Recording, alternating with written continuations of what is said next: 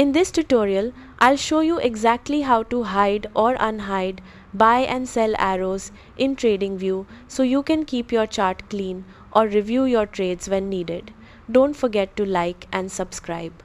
First, open TradingView and load your chart. If you already see red and blue arrows on your chart, those are your execution marks. The blue arrows show where you bought and the red arrows show where you sold. Now, to hide these arrows, right-click anywhere on an empty space on your chart. A menu will pop up.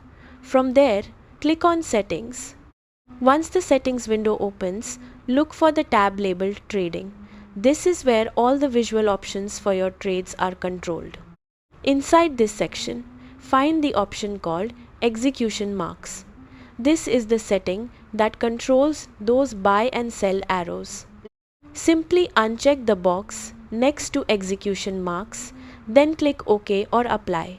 Instantly, the arrows will disappear and your chart will look much cleaner. If you ever want to bring them back, just repeat the same steps. Right-click on the chart, go to Settings, open the Trading tab and check the execution marks box again. The arrows will reappear right away. That's it. Now you can switch between a clean chart and a trademark chart anytime you want.